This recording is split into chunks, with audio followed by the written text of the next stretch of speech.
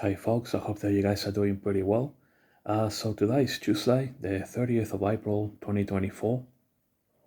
Then this video is going to be my 60th World Force Biblical Deciphering.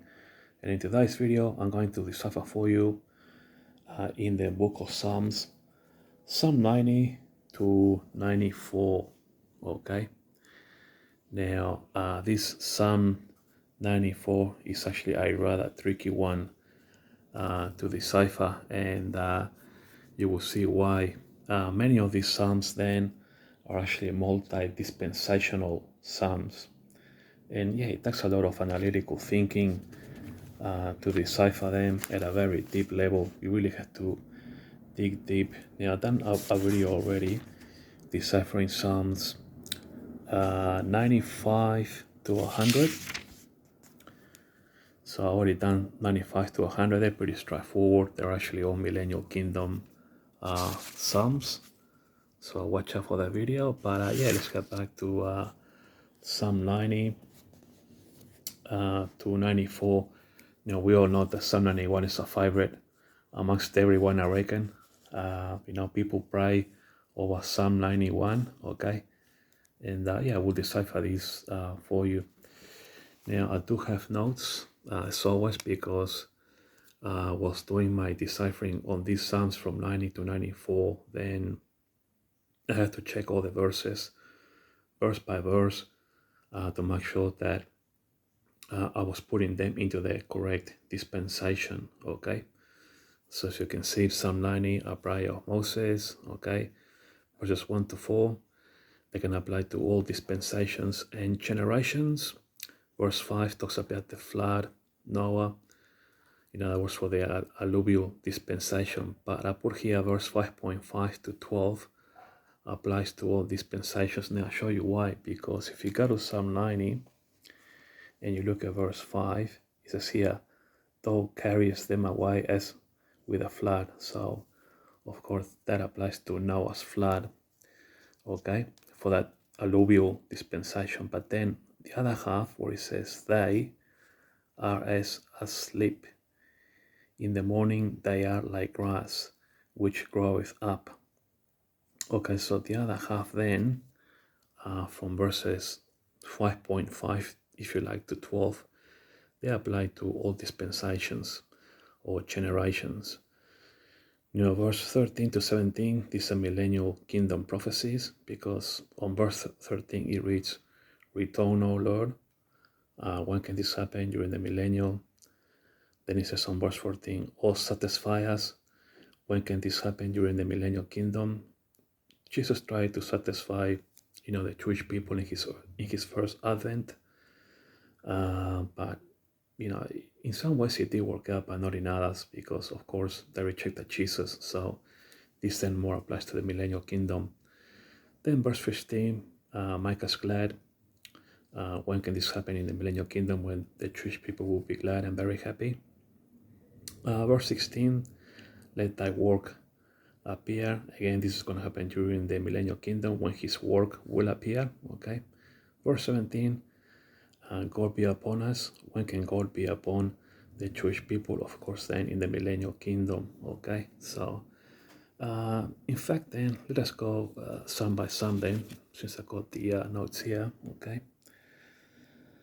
So Psalm 90 then begins book 4. If I can just get this cell phone to refocus here. Here we go. A prayer of Moses, the man of God. Okay, so verses 1 to 4, if you like. These are all verses for all dispensations and for all generations. Okay, let me give you an example. Lord, thou hast been a dwelling place in all generations. Okay, so it quite clearly says here in all generations. So this applies to all dispensations. Before the mountains were brought forth, or ever thou hast formed the earth and the world, even from everlasting to everlasting, thou art God. Okay, so basically up to verse 4, if you like, 1 to 4, then these are multi-dispensational or generational verses, if you like. Okay, now Verse 5, where it says here, thou carriest them away as with a flood, that applies to Noah's flood. So this belongs in the Alluvial Dispensation, okay? But the other half, they are as sheep in the morning, they are like grass which groweth up. So from verse 5.5, if you like, in other words, beginning here where it says they, up to the word up, and then all the way to verses 12, okay?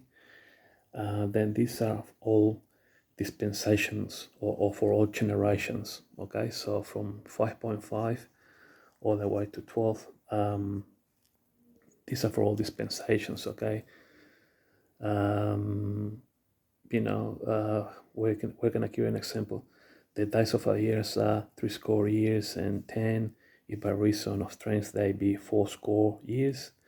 Yet is the strength labor and sorrow, for it is soon cut off and we fly away. So basically, we can live between 70 years if you like, but if for reason by strength, then up to 80 years. Life expectancy today is around about 83 years in most advanced countries. So these verses then, if you read them, are for all dispensations and all generations, if you like, generally speaking. Verses then 13 to 17, then these are all millennial kingdoms. Basically because you need to ask yourself questions, okay? Now, return, oh Lord, when can the Lord return to Israel? Moses is saying here, how long? Well, this can only happen during the millennial kingdom. Oh, satisfy us. When can this happen again during the millennial kingdom? Micah's glad. When can he do this again in the millennial? Let the work appear. When can the work of God appear? Okay. As well, also in the millennial kingdom, and let the beauty of the Lord our God be upon us. Okay. So when can the beauty of the Lord, the God of Israel, be upon them again during the millennial kingdom? Okay. Now, Psalm 91 then is a psalm when Moses, if you like, was in the wilderness, and practically everyone that I watch on YouTube, they actually praise Psalm 91, and it's actually a psalm for all dispensations and all generations. Okay, so this psalm here applies to all dispensations and all generations. Now, what I have here to note is that on verse 12, okay, Satan was tempting Jesus. Remember when he said to Jesus, why don't you fall down, and Jesus replied using Deuteronomy 6:16, you shall not tempt the Lord your God as you tempted him in Massah. Okay, so verse 12 is the one existential for historical reasons, when the devil tempted Jesus, they shall bear thee up in their hands, lest you dash thy foot against a stone. So this is a verse that Satan used against Jesus, but of course it didn't work out, and Jesus used Deuteronomy 6:16 to answer back. You shall not tempt the Lord your God as you tempted him in Massah. Okay, so that's something interesting that we can take from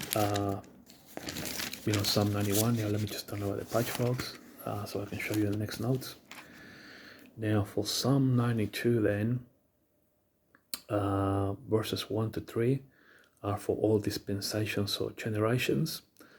Verse 4 here is actually Moses under the law, if you like. And then verses 5 to 9 are for all dispensations and generations. And then verses 10 to 15 is actually Moses under the law, if you like. So let us look at Psalm 92 then. Okay, so verses 1 to 3 are for all dispensations. It's a good thing to give thanks unto the Lord. Okay, we should always should be doing that under all dispensations, to show forth thy loving kindness in the morning and thy faithfulness every night. Okay, everyone should be doing that.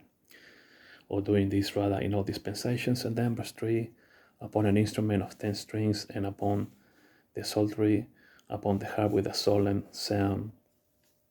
Okay, so now verse 4 then is a verse that's actually for Moses under the law. So it's kind of like unique in this psalm. For thou, Lord, hast made me, okay, that's Moses, me glad through thy work. I would triumph in the works of thy hands. So, I think of Moses, how he had a very difficult job dealing with the Jewish people, especially if you read the book of Numbers, chapter 11, verse 11. I will show you that further there on the track. The burden of Moses, if you like. Give me one moment, I might just think about a patch marker here. So if you look at the book of Numbers, right? Then we got chapter 11 here, book of Numbers. Then if you go to verse 11, and Moses said unto the Lord, wherefore hast thou afflicted thy servant? And wherefore have I not found favor in thy sight, that thou liest the burden of all these people upon me? So yeah, Moses, at his age, of course, he had a very difficult task, of leading the Jewish people. So anyway, so verse 4 then, it's actually for Moses under the law, okay? And then verses 5 to 9 are actually for all dispensations and generations, okay? So it applies to, it's a multi-dispensational verses, if you like. O Lord, how great are thy works, and thy thoughts are very deep. Brutish man knoweth not, neither doth a fool understand this. When the wicked springs as the grass, and when all the workers of iniquity do flourish, it is that they shall be destroyed forever. So this happens in all dispensations, okay? And then verses 10 to 15, okay, these are for under the law, okay? So, this is sort of like Moses' feelings, if you like, during his time in the wilderness dealing with the Jewish people. Of note, if you like, here, praises here, but my horn. Now, a horn is a symbol of power, okay? But my horn shall thou exalt like the horn of an unicorn. I shall be anointed with a fresh oil, my eye also. So, verses 10 to 15 is about Moses, what he's going through, if you like, in the wilderness. Now, I will show you how a horn is symbolic of power. If you go to Habakkuk, okay, chapter 3, I've got a patch marker here. Okay, so if you go to the book of Habakkuk, chapter 3, okay, and you go to verse 4, and as you see, and his brightness, this is talking about Jesus, by the way, he's represents Jesus, and his brightness was as the light. He had horns coming out of his hand, okay, and there was the hiding of his power, okay. So horns are actually symbolic of power, if you like. So let's go back to the Psalms, just to finish up on 92. So yeah, Psalm 92 then, we got, verses for all dispensations and generations. But if you go back to the video, then I have given you where all the verses belong and into which dispensations, okay? And I put here the verse 10 of now, my horn symbolizes power, and I just show you Habakkuk, chapter 3, verse 4, okay? You can always go back and pause the video and have a look at the notes, okay? Now, Psalm 93 is actually the easiest out of the lot. These are all Millennium Kingdom prophecies, okay? So according to the program that I got written here, then verses 1 to 5 are all Millennium Kingdom verses in context, okay? So verses 1 to 5, so it's a very short psalm, but in context, these are all Millennial Kingdom prophecies, okay? For example, like on verse 1, it says, the Lord reigneth. You need to ask yourself the question, when is the Lord going to reign in Israel during the Millennial Kingdom, okay? Thy throne is established. When is that again? When Jesus, in the Millennial Kingdom, of course, when Jesus takes on his righteous Davidic throne. The Lord on high is mightier than the heads of many waters. Verse 5, thy testimonies are very sure. Holiness becometh thy house, O Lord, forever. So it's telling us here on verse 5 how Jesus is back, in Israel ruling, and holiness is back, okay, because the Lord is there, okay. So yeah, Psalm 3 is actually the easiest one out of these Psalms, if you like. Now we're going to get into the more difficult one, Psalm 94. With this Psalm 94, it really was, it took a little while to decipher this because it's actually the most difficult one, and it's actually a multi-dispensational Psalm, and you need to be very, very careful how you decipher this.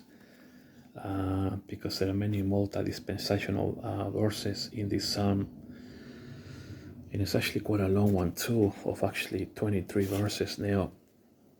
Quite a problem here, of course, to break all this down for you.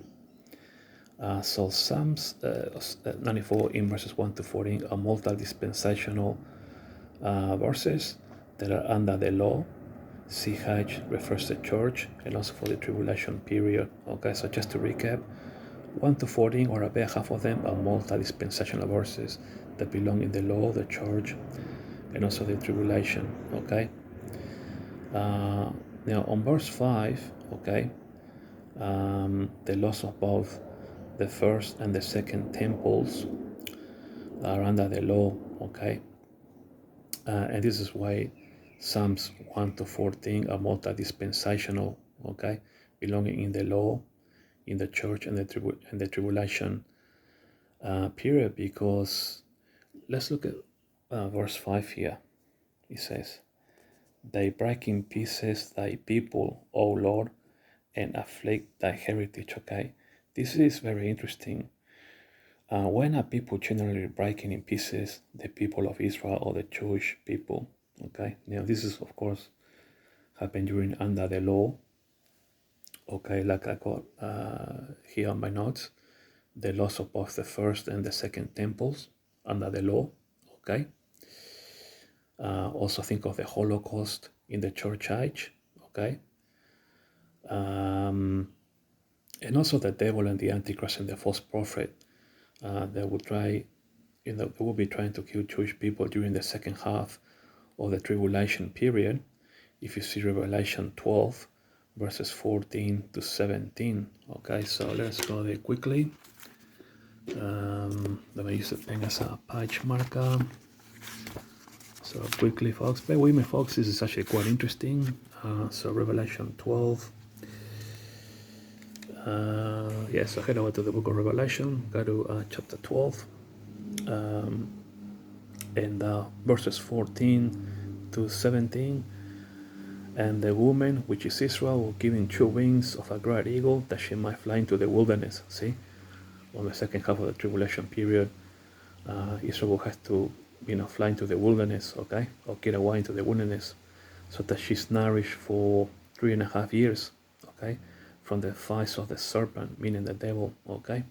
And then you can read the rest. But let us get back here to this last Psalm 94. Okay, so basically verses 1 to 14, multi-dispensational verses, okay, for the law, the church, and the tree, because I just told you that on verse 5 how he proves this, a classic one, they break in pieces like people, yeah, like I just said, I don't want to repeat myself, but the Jewish people lost the first and the second temple during the law.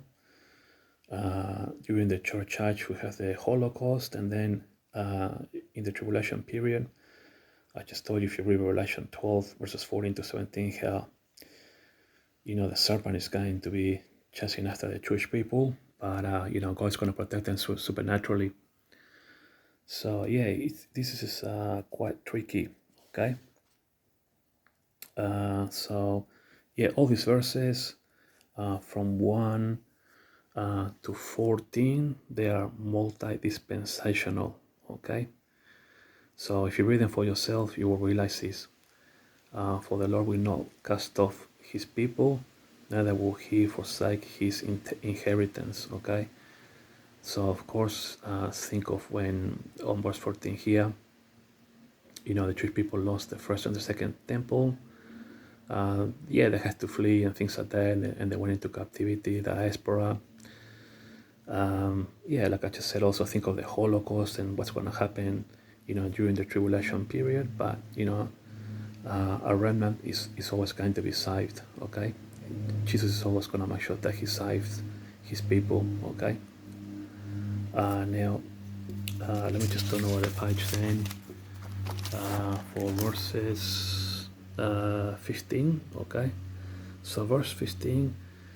Judgment shall return. Well, this is actually a millennial kingdom prophecy under Jesus. Okay, think of what's going to happen in the valley of Jehoshaphat. That was see Joel chapter 3 verse 2.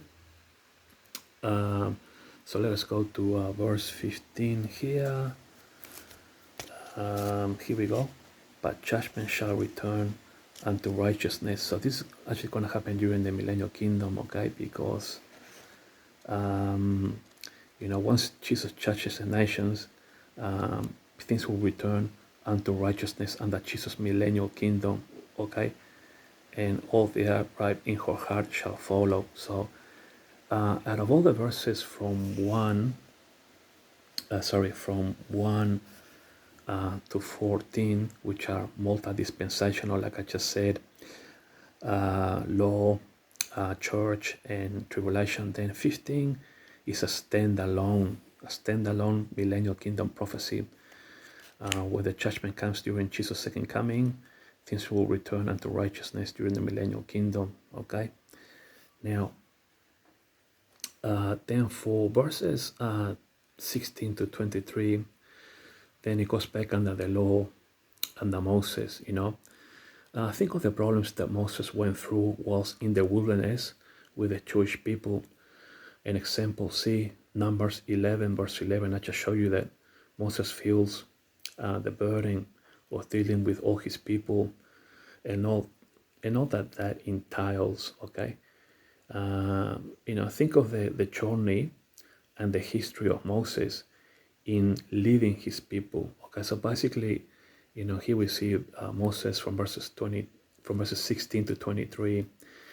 The burden that he's going through. Okay, so let us go back here to Psalm 94. Okay, so from verses 16 to 23 is basically Moses under the law and his burden. Okay, look what it says on verse 17. Unless the Lord had been my help, my soul had almost dwelt in silence. When I said, my foot slippeth, thy mercy, O Lord, help me up. Okay, so this is Moses. Then from verses 16, if you like, under the law to 23, 16 to 23, going through the emotions of his burden in dealing with the Jewish people. Okay, so that's it, folks. I hope that this has been a blessing for you. Thanks for watching, and I'll talk to you folks later.